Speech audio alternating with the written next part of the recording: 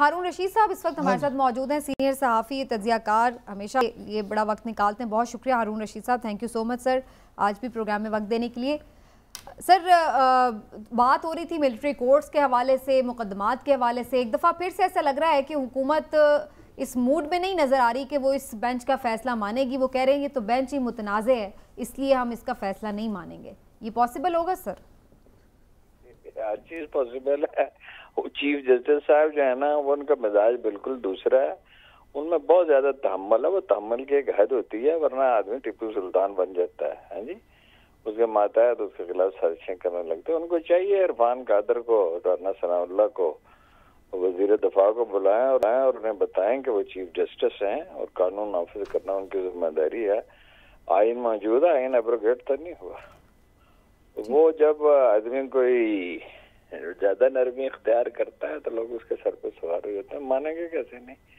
नहीं मानेंगे तो उसका नतीजा भुगतेंगे। ये खुदा की दुनिया है, ये मकाफात अमल की दुनिया है, ये इल्लत और मालूल की दुनिया है। इसमें जब आदमी ज्यादती कर रहा था उसको बाद औक़ात इदराक नहीं होता कि वो क्या कह रहा है। और राना सनाउल्लाह तो ये कहते 20-13 वाला रिजल्ट होगा, 70% उसके वोट हैं और पीटीआई के, तो वो कैसे होगा जी अपना 20-70 वाला रिजल्ट? ठीक, लेकिन अभी इमरान साहब भी ये समझ रहे हैं, बहुत सारे और लोगों का भी ये ख्याल है कि अब तो वाकई पीटीआई या चेयरमैन पीटीआई इस वक्त बड़े कमजोर पोजीशन पे चले गए आफ्टर 9 में। कोई कमजोर पोजीशन में नहीं, बल्कि बड़ी ताकतवर पोजीशन में। हमने कराया सर्वे पिंडी शहर का, पिंडी शहर में 70% वोट थे तो 80% हो गए। लेकिन सर वो तो आवाम की मामलात है ना, लेकिन जो दूसरे मामलात हैं उधर तो काम खराब। ये है उस असलुल उसूल, ये बेसिक प्रिंसिपल है। इस प्रिंसिपल को कौन बदल सकता है? ठीक, लेकिन सर हारून साहब ये फरमाइएगा कि बिल्कुल आपने ठीक कहा कि ज़ुबान खल्क को नकारा है खुदा ही समझना चाहिए, लेकिन आप क्या समझते हैं कि अगर चेयरमैन पीटीआई जेल में चले गए, नाअहल हो गए और उस तरह से कंपेन ना कर सके, तो क्या शाह महमूद कुरैशी या परवेज़ खटक जो खुद इन पे इल्ज़ाम है कि ये दोनों खुद चेयरमैन की गैर मौजूदगी में चेयरमैन बनना चाहते हैं, इनके साथ अवाम उसी तरह से चलेगी? बात ये है कि ये मैं हर प्रोग्राम में आपसे एक बात अर्ज करता हूँ कि खुदा अपनी कायनात किसी के हवाले नहीं कर देता, वो मोहलत देता है। 2 उसूल हैं इसमें जो कुरान मजीद में है। एक तो वो आजमाइश में डालता है और वो उनको आजमाइश में डाला है, उसमें उनकी गलतियों का भी दखल है। लेकिन आजमाइश से अगर कोई सीख ले, दुनिया में कामयाबी नाम की कोई चीज नहीं होती, ना दुनिया में नाकामी नाम की कोई चीज होती है। तो नाकामी तो जो पहले जो 15 बरस हैं तो उसमें जंगे ओहद तक तो पैगंबर सल्लल्लाहु अलैहि वसल्लम जिनकी फजीलतें इंसान शुमार करना शुरू करता है तो शुमार नहीं कर सकता। तो कहा जाता है जो है ना बड़े टॉप थिंकर्स मुस्लिम हिस्ट्री के, वो कहते हैं कि 4000 फजाइल तक तो हमने गिने हैं फिर तक गए। तो जंगे ओहद में तो क्या हुआ था फिर, लेकिन फिर क्या हुआ? फिर 2 सुपर पावर्स कहाँ चली गई?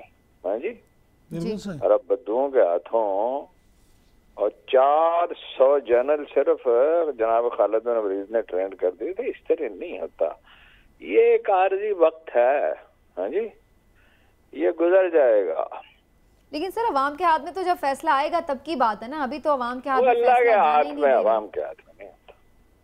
अच्छा, लेकिन अब ये इधर जो पीपल्स पार्टी तजिया में और तो सभी पूछे हुए, अल्लाह ताला का भी कोई जो गवाह नहीं है उनको भी देखा जाए। बिल्कुल ठीक, ये आपकी बात बजाय सर सबसे आजकल आपके वीला मैं देखता हूँ, आजकल आप समीना नहीं है, पाशा ही हैं बस।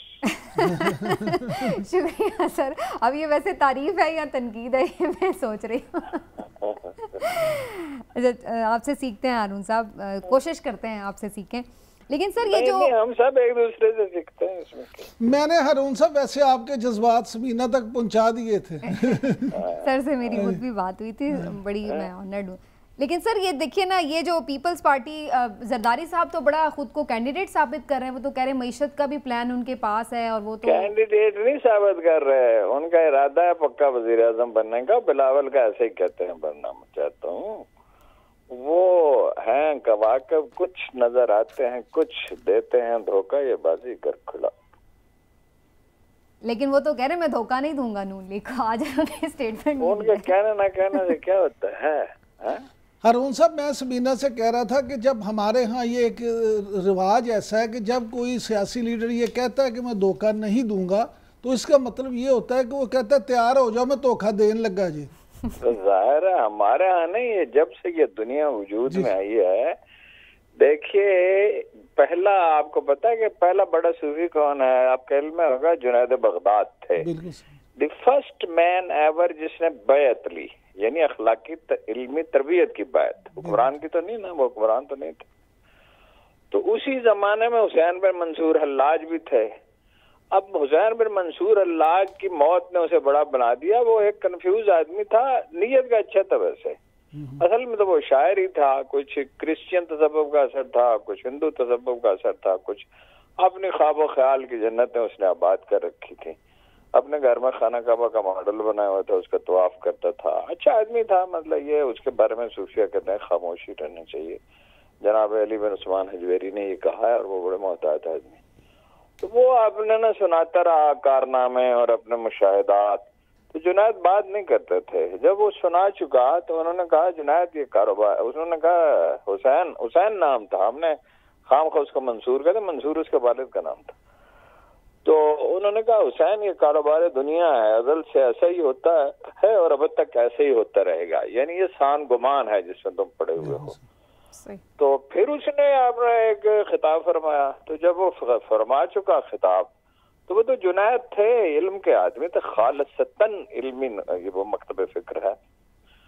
تو جناب علی بن عثمان حجویری یعنی دادا گنج بشکر کا تعلق بھی اسی مسلک سے ہے. تو انہوں نے ایک فکرہ کہا، حسین میں لکڑی کے ایک ٹکڑے کو دیکھتا ہوں جسے تم اپنے لہو سے سرخ کرو گے. کیونکہ ہر صوفی جو اس کی زندگی میں کوئی ایک لمحہ ہوتا ہے جلال کا اور انکشاف کا، ایک تو ضرور ہوتا ہے، زیادہ بھی ہوتا ہے. تو یہ دنیا اسی طرح سے ہمیشہ رہی ہے، ایسی ہی رہے گی. حضرت آدم کے ایک بیٹے نے دوسرے کو قتل کر دیا تھا حسد کی وجہ سے. اور بار بار میں آپ سے عرض کرتا ہوں کہ پاور انٹاکسیکیشن میں عقل کا چراغ بجھ جاتا ہے.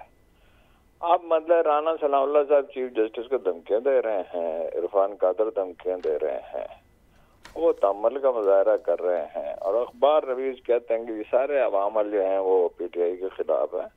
وہ عوامل اللہ تعالیٰ کے پیدا کرتے ہیں، انسانوں کے پیدا کرتے ہیں. قرآن کریم کی آیت روز میں سناتا ہوں کہ بھائی اللہ کے لشکروں کو اس کے سوا کوئی نہیں جانتا.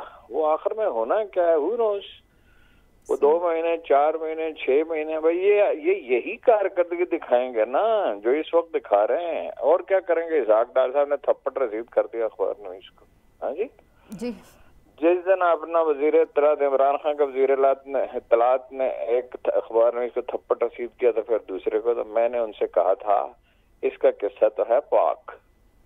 وہ بڑے پریشان ہوئے کہ تم کیسی باتیں کر رہے ہو. میں نے کہا آپ کو بتا دیا نا اس کا قصہ پاک ہے، اس لیے کہ متکبر کا قصہ بڑی جلدی پاک ہوتا ہے. اب ان کے حلقے کا جو سروے ہوا تو 10,000 ووٹ نہیں ہے. بہت شکریہ آپ کا ہارون رشید صاحب، تھینک یو سو مچ سر. بہت شکریہ. اسی حوالوں سے کافی چیزیں ایکسپلین کی ہیں آپ نے.